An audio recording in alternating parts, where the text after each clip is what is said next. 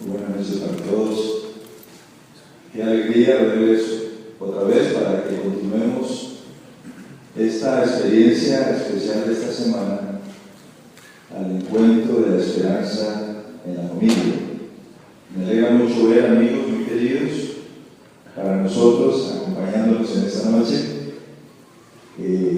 Hermanos que estuvieron anoche, amigos que estuvieron anoche, y que continuamos esta noche en esta experiencia especial con Dios. Leía que en una estación de trenes llegó una persona, un señor en estado de embriaguez, y casi no podía tenerse en pie y estaba en lamentables condiciones. Trató de subirse a un tren, de allí lo bajaron porque no era el tren que iba a tomar. Trató de subirse a otro, también ese no era el tren. Finalmente un amigo lo reconoce y decide tener la calidad de llevarlo y colocarlo en el tren que él pensaba que era, hacia la casa. Así que cuando sube a ese vagón, el único puesto que había era al lado de un sacerdote. Y cuando él va allí a tropezones, en medio de su borrachera, y se va a sentar al lado del sacerdote, el sacerdote lo mira y le dice: hijo mío, has tomado el camino de la perdición. Y aquel hombre dijo: caray, me voy bien a perder el tren y fue a bajarse. No sé qué tren estamos tomando nosotros en este momento, mis amigos.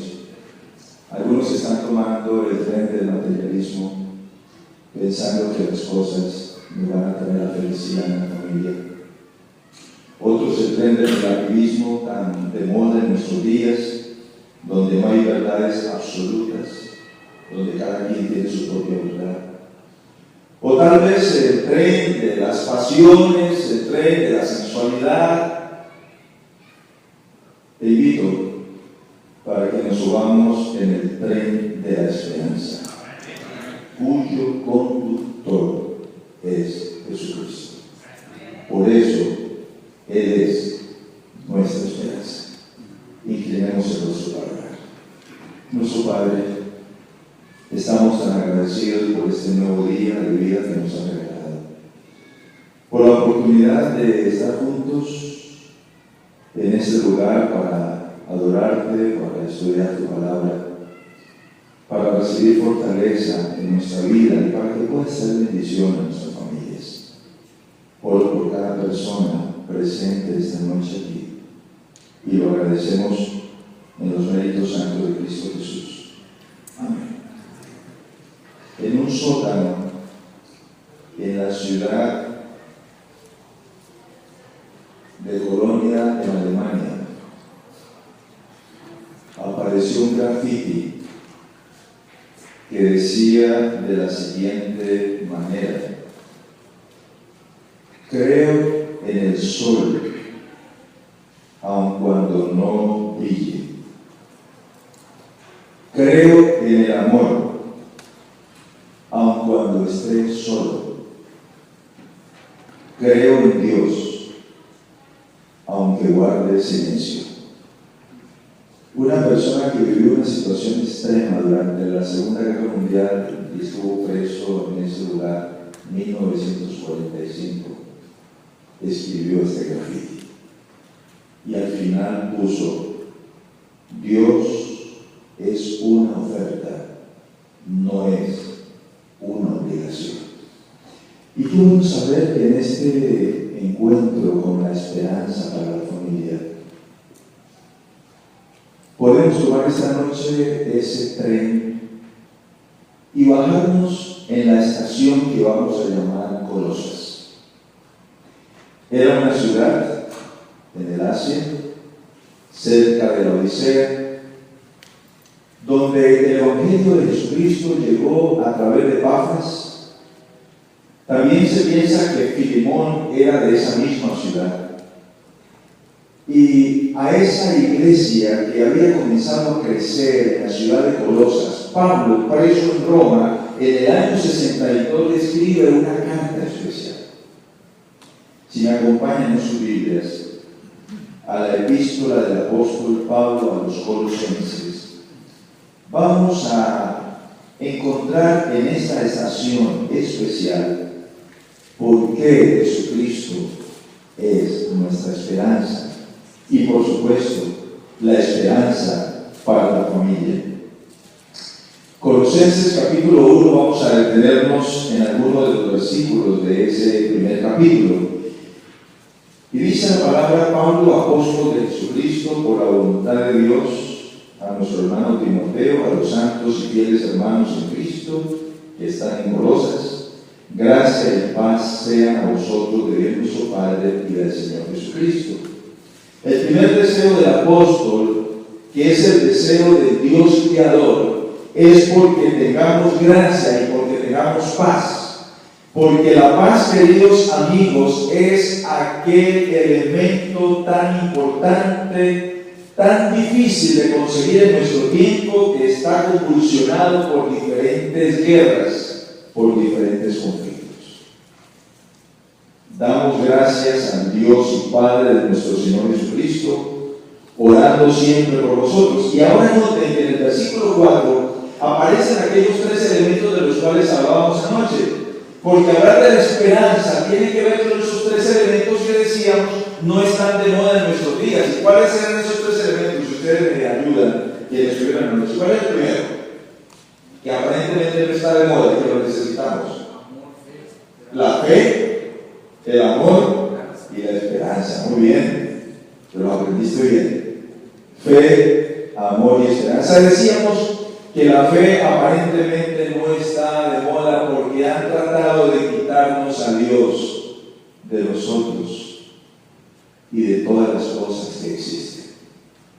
Decíamos también que el amor pareciera que no está de moda porque se ha convertido simplemente en una pasión.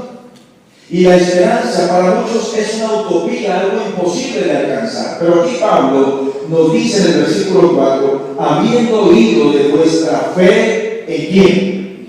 En Cristo Jesús. Así que para Pablo era importante este elemento, como debe ser para cada uno de los que componemos una familia. Si esperamos, si pretendemos felicidad en la familia, necesitamos empezar con fe en la familia. Y fe en la familia es confiar en lo que Dios ha dicho de sí mismo. Y luego Pablo dice: y del amor que tenéis a todos los santos. El amor tiene dos dimensiones muy importantes, una dimensión vertical y una dimensión horizontal, de la cual el Señor Jesucristo resumió el deber del hombre. La demostración de que creemos en ese Dios es amando a Dios sobre todas las cosas, vertical, y a nuestro prójimo como a nosotros mismos, horizontal. Y ese amor, queridos amigos, queridos hermanos, empieza en casa. Empieza en la familia, empieza en el esposo y la esposa, empieza con los hijos, se extiende a nuestros vecinos. El amor, decíamos anoche, tipo Calvario. El que ama al que no merece ser amado. El amor que se da por quien no lo merece, pero que es un regalo extraordinario de Dios. Y veíamos que la esencia de Dios se define en el amor. Pablo continúa diciendo en el versículo 5: por la esperanza que os está guardada en el cielo, de la cual habéis oído por la palabra verdadera del Evangelio. Anhelamos y humildemente venimos esta semana para poder compartir con ustedes esta palabra verdadera del Evangelio. No es lo que el pastor Rodríguez indique, es lo que la palabra nos enseñe, lo que va a traer la verdadera felicidad en la familia, lo que va a fortalecer nuestra esperanza, lo que va a convertir tu fe no simplemente en dos letritas informativas, sino en algo real, tangible en tu vida, que tú y yo podamos confiar, a pesar que no entendemos todas las cosas, que ese Dios del cielo y de la tierra está a tu lado y que te ama.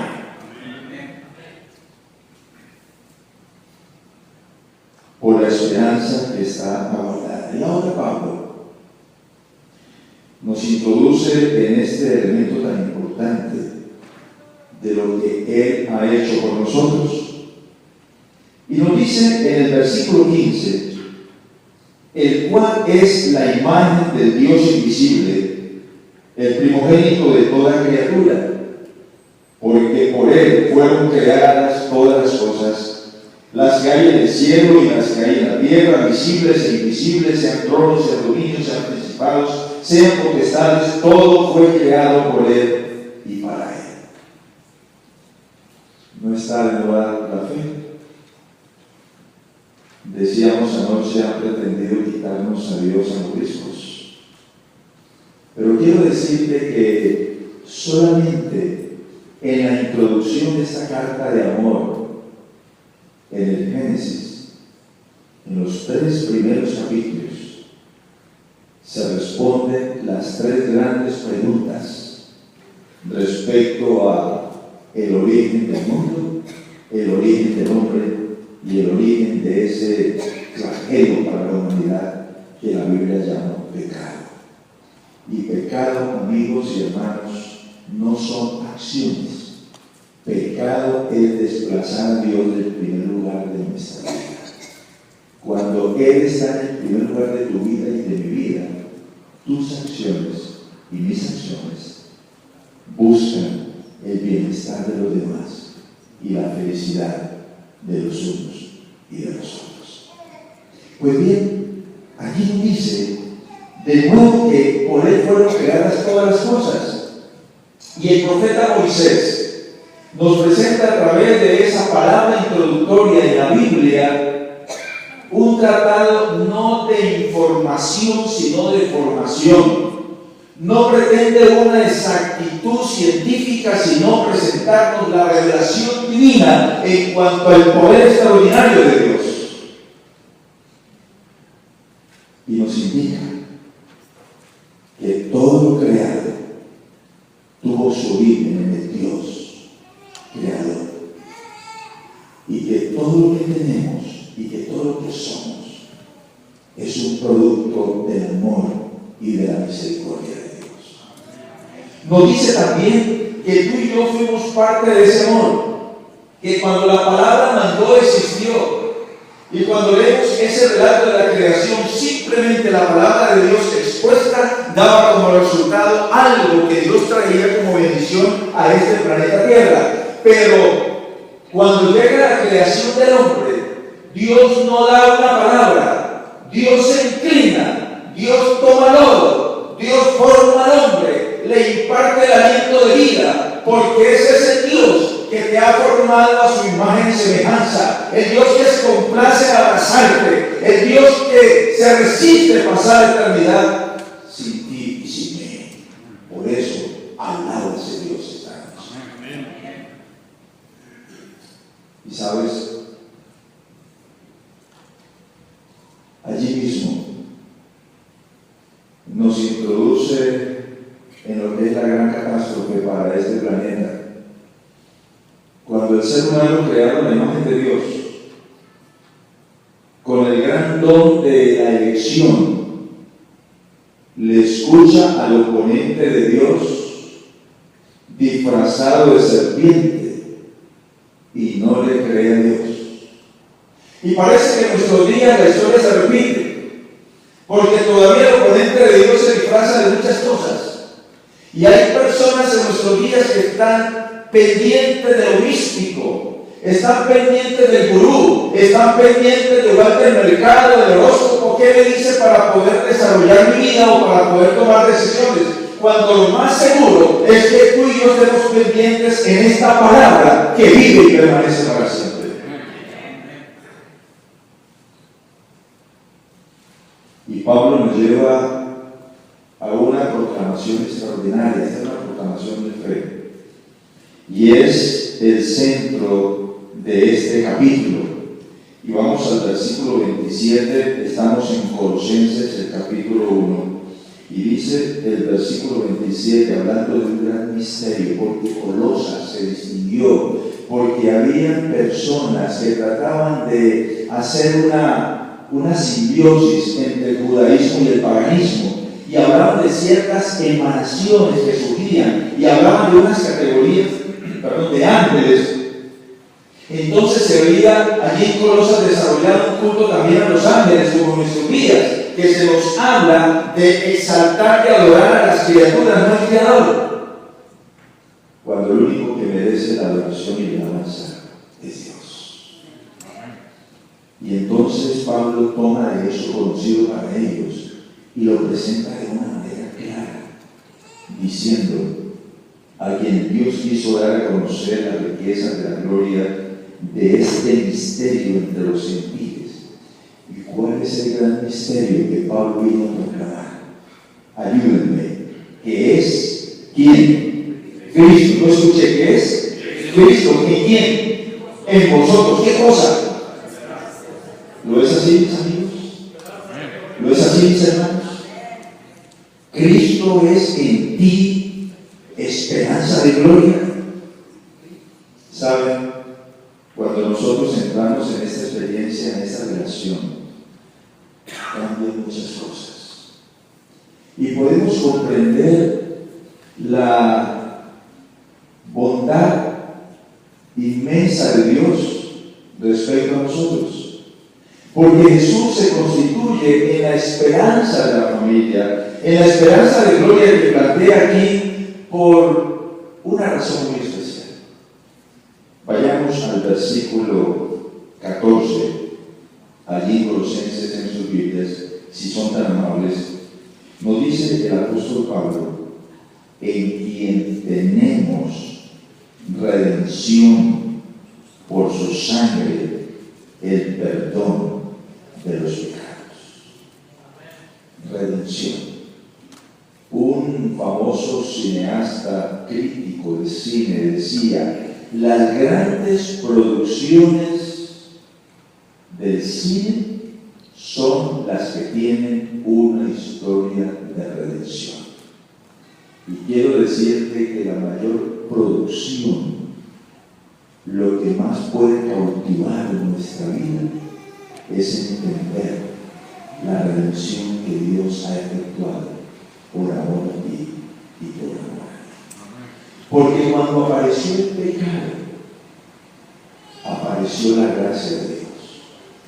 Cuando el hombre decide rebelarse de ese Dios, cuando era el gozo de Dios venir cada día a conversar y a platicar con el hombre, y cuando ese día viene Dios para conversar con ellos y comienza a llamarlos: Adán, ¿dónde estás? Adán, ¿dónde estás? ¿Qué pasó con Adán? ¿Se escondió? ¿Y por qué se escondió? Estaba en Puerto Rico en una semana como esta, y allí conocí a un hermano muy querido, el hermano Adán García, y él me contaba su historia de cómo había llegado a la iglesia y a una experiencia con el Señor. Y me decía Adán que una noche fue invitado a una serie como esta, y él recibió una invitación como la que ustedes recibieron con esta tarjeta que preparó la iglesia acá. Y él la recibió y decidió llegar. Y esa noche que llegó, cuando entró, ya la persona que estaba presentando esa semana especial había empezado a hablar. Y así que Adán se sentó en la última banca. Y en ese momento, la persona que estaba presentando la palabra del pastor estaba haciendo alusión a ese momento cuando Jesús viene a encontrarse con Adán y lo llama: Adán, ¿dónde estás?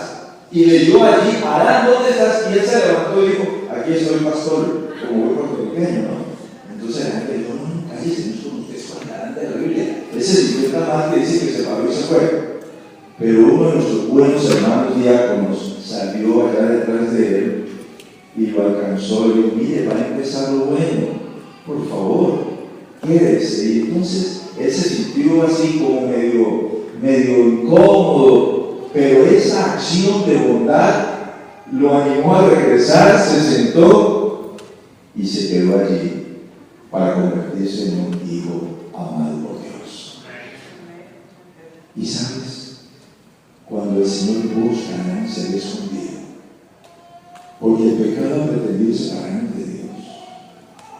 Pero la buena noticia es que nunca ha podido separar a Dios de nosotros.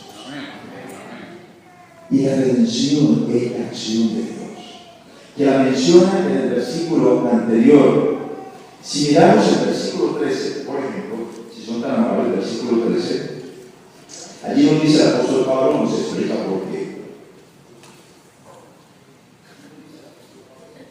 El cual nos ha librado de la potestad de las tinieblas y trasladado al reino de su amado Hijo.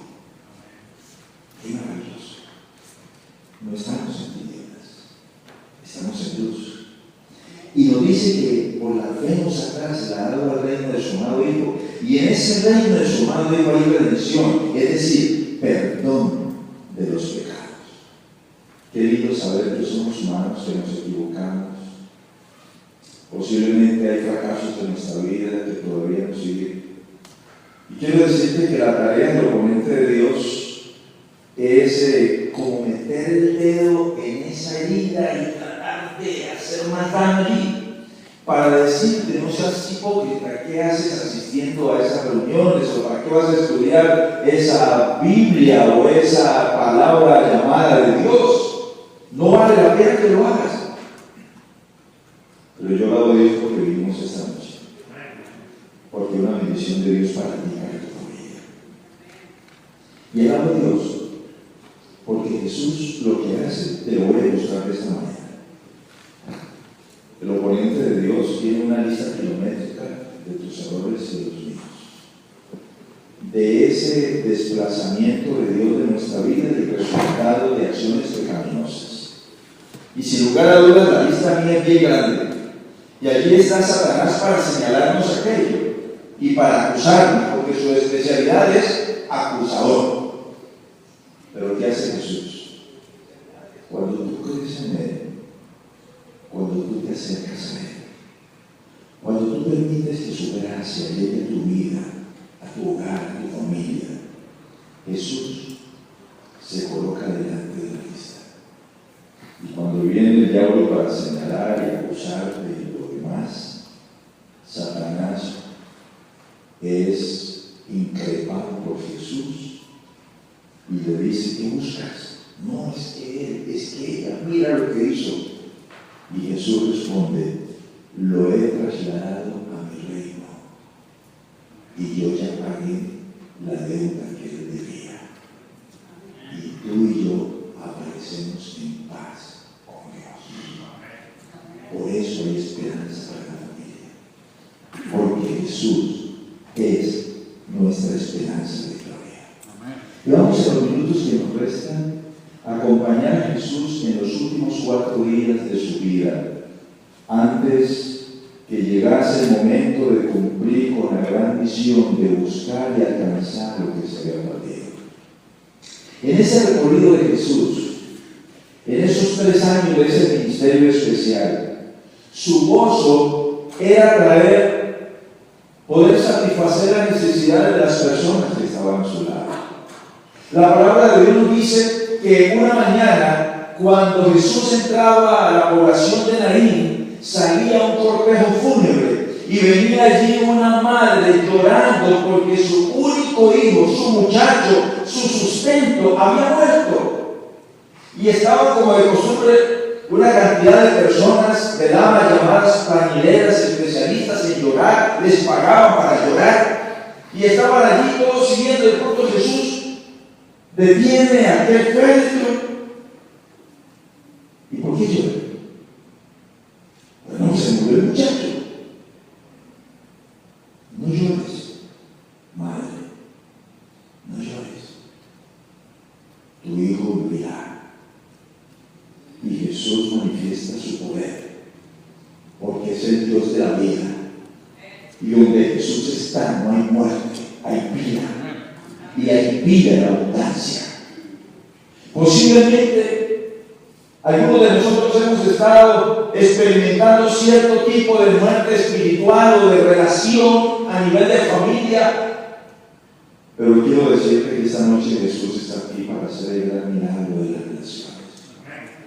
El que fue capaz de convertir agua en jugo fresco de la uva y traer bendición a esa pareja que estaba angustiada porque se había escaseado el vino en la parte más importante de la fiesta, Jesús hace ese milagro y Él está aquí también para repetir ese milagro, para cambiar el agua de las amarguras y de los conflictos en el vino fresco, suave y delicioso del amor de Dios en tu vida y en mi vida.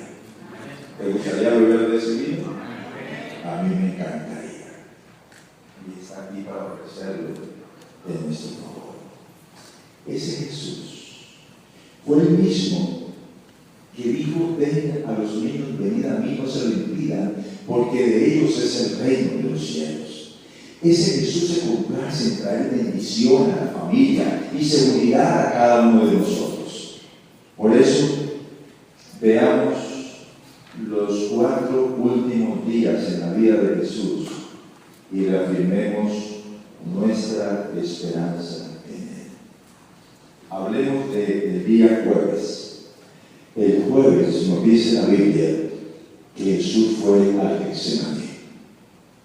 Allí fue para orar.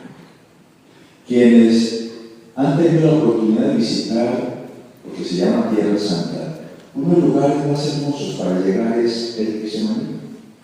Todavía hay en esa zona muchos árboles de olivos. Y en uno de esos, Jesús estuvo clamando y orando. Y sabes, por 3 ocasiones, la naturaleza de Jesús le clama al Padre: Padre, si es posible, pasa de mí esta copa. Porque la carga, lo que mató a Jesús, lo que le quitó la vida a Jesús, no fue las espinas, no fue la lanza, no fueron los clavos. Lo que le quitó la vida a Jesús fue la carga de tus pecados y de mis pecados, porque eso trae separación con Dios. Pero finalmente, pensando en ti y en mí, esa noche de jueves, cuando nosotros podemos hacernos una pregunta como la que muchas veces surge al estar en algún conflicto, en una situación difícil, y la pregunta es: ¿cómo voy a salir de esta? Allí estaba Jesús. ¿Cómo vamos a salir de esta, Padre? Empero no se haga mi voluntad sino tu voluntad, y acepta ir a la cruz para que todo aquel que en Él crea no se pierda, pero tenga vida eterna. Bendito y alabado sea Jesucristo. Jueves. Posiblemente alguno de mis amigos esta noche está pasando su jueves. Posiblemente hay alguna situación difícil que estás viviendo a nivel de familia, personal, de tu trabajo. Yo no sé qué es, pero tú lo sabes. Y hoy mismo te estamos preguntando: ¿y cómo voy a salir de esta situación?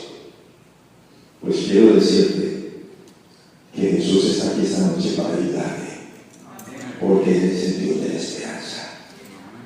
Así que te invito a dejar el jueves y vamos al viernes. ¿Qué sucede ese viernes? El Evangelio de Lucas nos narra lo que sucedió allí ese día de viernes. Y la pregunta para el viernes es: ¿por qué Dios no me contesta las oraciones? ¿Le recuerdas cuando Jesús estaba en la cruz? Una de las famosas 7 palabras fue: Dios mío, Dios mío, ¿por qué me has abandonado? Alguien le llamó a eso los silencios de Dios. ¿Te has preguntado alguna vez por qué Dios no me responde? Me decía una hermana hace 2 días: pastor, he pedido al Señor, le he rogado al Señor, le he suplicado al Señor, pero Dios no me responde. ¿Por qué no le habla a usted a ver si usted sí lo escucha? Yo le decía que Él siempre nos responde a todos, no necesitamos intermediario. El único intermediario es Jesucristo. A eso se llaman los silencios de Dios. Pero quiero decirte esta noche que los silencios de Dios no son de indiferencia. Los silencios de Dios son una bendición escondida. Y aquí Jesús le clama: Dios mío, Dios mío. Pero el Padre no se había ido. El Padre estaba junto a Él.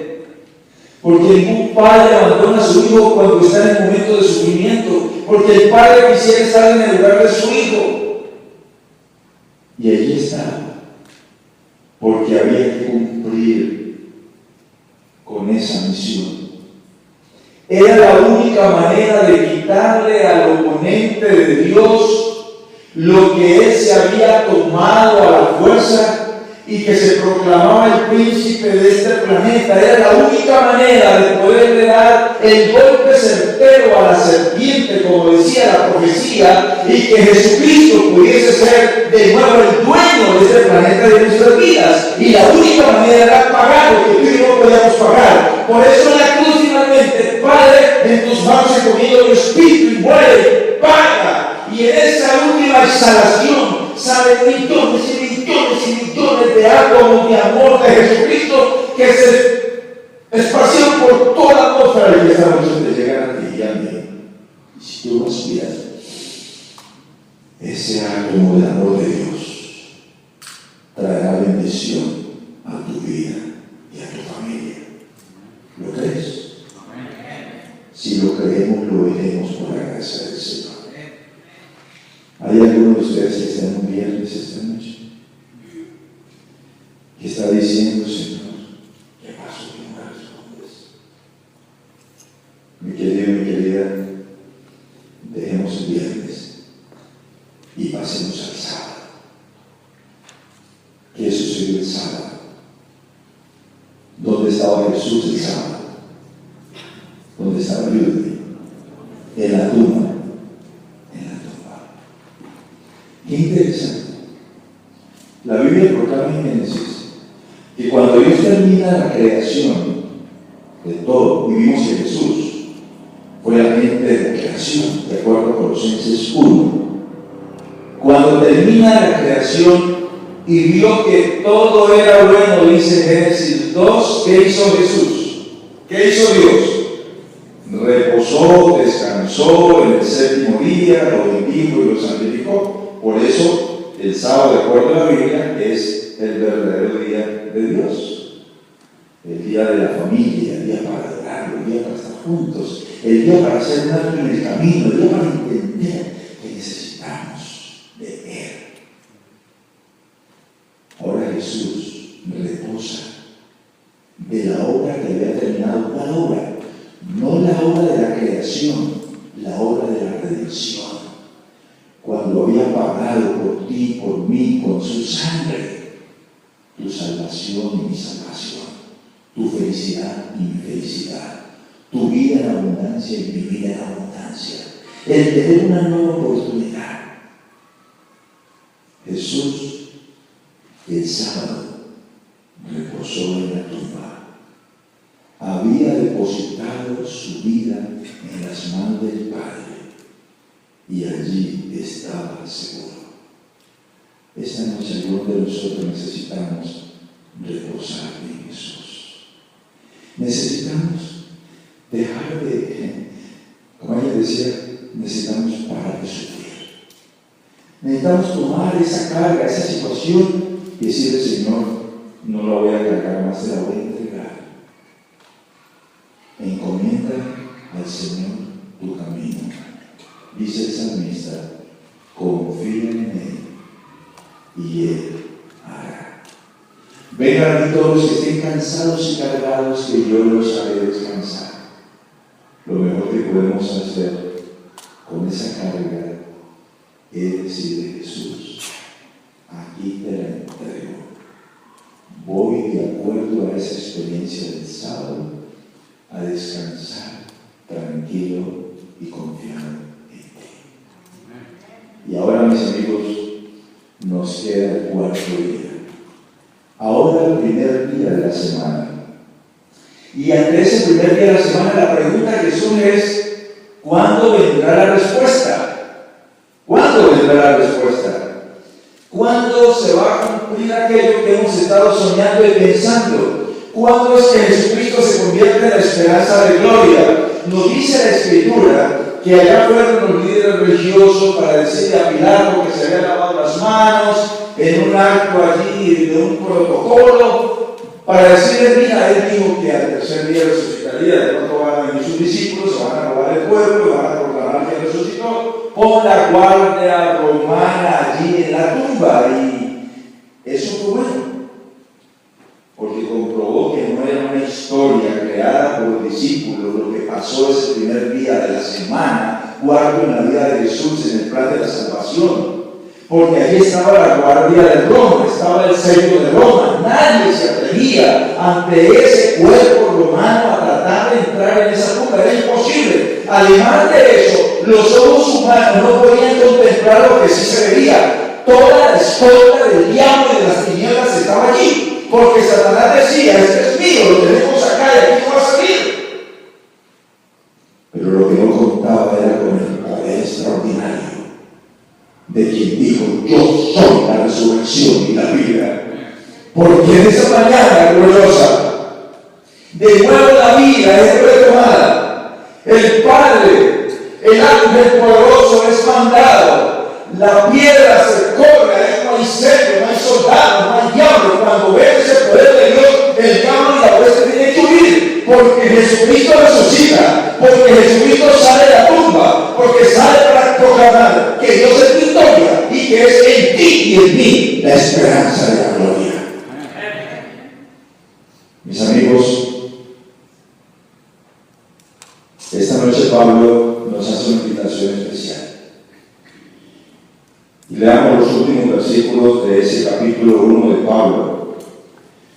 Pero no van a ser los que se encuentran al final, sino los que se encuentran en el centro, versículo 10 y versículos 11. Léanlo conmigo, por favor, Colosenses 1, 10 y 11. Para que andéis como es digno del Señor. Que desea Dios que hagamos, queridos. Como respuesta a ese amor extraordinario de Dios, ¿qué espera el Señor que nosotros hagamos?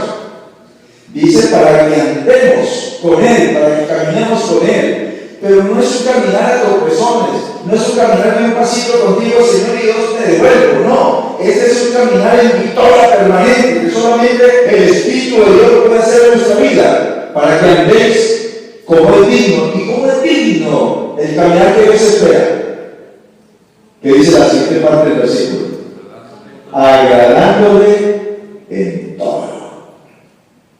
Quisiera esta noche decirle a Dios, yo quiero caminar agradándote en todo. Y cuando tú le dices como esposo eso al Señor, vas a traer bendición a tu esposa y a tus hijos. Y cuando la esposa le dice eso al Señor, va a ser una bendición para su esposo y para sus hijos. Porque cuando agradamos al Señor, estamos agradando a los que están a nuestro lado en obras que glorificarán al Señor. Por lo tanto, la primera acción, agradar al Señor en todo. Segunda acción, llevando fruto en toda buena obra y creciendo en el conocimiento de Dios. Ahora ese fruto tú y yo no lo producimos. Cuando estamos conectados a la vid, a la planta, es Él, Dios, a través de su Espíritu Santo, que hace posible que esa planta de tu vida dé frutos que glorifiquen al Señor, el de la paz, el de la bondad, el del gozo, el del dominio propio, el de la alegría, el del servicio, el de la unidad. Todo eso es una realidad cuando nosotros estamos conectados con Él. Y en tercer lugar, versículo 11, fortalecidos con todo poder, conforme a la potencia de su gloria, para toda paciencia y longanimidad, con gozo. ¡Qué oferta! Por eso el autor del grafiti tenía razón. Dios no es una obligación. Dios es una oferta. Y cuando tú vas al mall, aunque los esposos oramos cuando las esposas entran al mall, decimos, Señor, líbranos del mall, ya no del mal, sino del mall. Pero bien, allí cuando entramos al mall y están en oferta, ese famoso viernes que hacen de ofertas que la gente va desde la noche anterior a hacer fila porque hay que aprovechar eso. Y cuando vemos una oferta, pues queremos aquí la oferta porque es única, mi querido. Si eso lo hacemos con cosas que se destruyen, ¿por qué no aceptar esta noche la gran oferta de la gracia de Dios? De decirle, Señor, yo quiero caminar contigo en mi familia, en mi hogar, en mi vida profesional. Señor, quiero agradarte en todo. Señor, quiero que produzcas frutos que traigan bendición a mi familia, a los que me rodean, a esta ciudad. Señor, dame tu poder para que esto sea una realidad. Mi nietecito mayor, Eduardito, se había dejado crecer el cabello un poquito, el papá le dejó crecer el cabello, y él fue peluquero, y entonces le cortó el cabello allí en la ciudad de Miami, Piti se llama el peluquero. Y cuando terminó y se vio al espejo, que le habían cortado su pelo, entonces le dijo al papá, papi, me quedé sin fuerzas. Y le dice, ¿por qué? Porque vino y me cortó mi pelito. Había tomado muy en serio la historia de Sansón, aquella, ¿no? Posiblemente nos hemos quedado sin fuerzas. Pero aquí está todo el poder de Dios a tu favor. Cuando el gran maestro Mendelssohn llegó a Fibor en Alemania, era famosa esa ciudad porque había un órgano hermoso y extraordinario. Y dicen que el maestro Mendelssohn llegó a esa catedral. Estaba la persona que cuidaba aquel templo, él entró y le dijo, ¿me permite tocar este órgano? Me dicen que es famoso. Y él dijo, lo siento, pero no hay autorización, solamente la persona responsable puede tocar ese órgano. El maestro muy respetuosamente dice la historia, que le dijo, mire, tal vez usted no me ha conocido, tiene toda la razón. Yo no voy a hacer ningún daño, ¿verdad? Tan solo permítame tocar unas notas. Y parece que algo convenció a aquel hombre. Dijo, por un momentito nomás, unas cuantas notas, no me voy a meter en un problema. Tóquelo. Y cuando el maestro Mendelssohn se sentó y comenzó a tocar unos cuantos arpegios, inmediatamente, como era el órgano y se escuchaba alrededor, la gente se dio cuenta que alguien especial estaba tocando el órgano. Y esas notas fue tan extraordinario que ahora el hombre reacciona y viene alguien y mira y lo reconoce. Es el maestro Mendelssohn, es el maestro. Y aquel hombre decía, el maestro estaba aquí, yo no lo quería dejar tocar el órgano. El maestro está aquí esta noche y quiere tocar tu vida y mi vida para bendecirla. Hay alguien que se une a mí para decirte, Señor, toca mi vida, por favor, y toca mi familia y dame la bendición que más necesitamos. Quisiera decírselo a la señora, colocarte en pie conmigo en este momento para que Él te alcance por su bendición. Alabado y glorificado sea su nombre. Padre, te damos muchas gracias por tu inmenso amor, por la obra extraordinaria de Jesucristo, que a través del apóstol Pablo en Colosenses hemos aprendido que Él es en nosotros la esperanza de gloria. Algunos de nosotros llegamos esta noche en el jueves de la pasión de Jesús. Algunos de nosotros llegamos en el viernes pensando por qué no responden nuestras oraciones. Pero aquí estamos ahora gozosos porque Jesús es vida y resurrección. Y nos hemos colocado en pie para decirte, tócanos con tus manos de amor, toca nuestras familias, por favor, toca a nuestros hijos,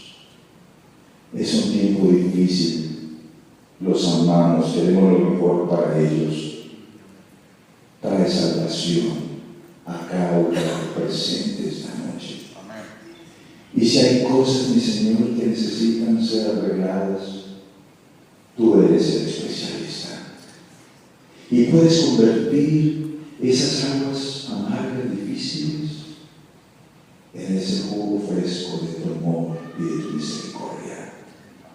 Nos vamos a casa bendecidos por ti, con el anhelo inmenso de regresar mañana por la noche, porque, Padre, gracias, porque en Jesús hay esperanza para nuestra familia. Te amamos, Señor, y lo agradecemos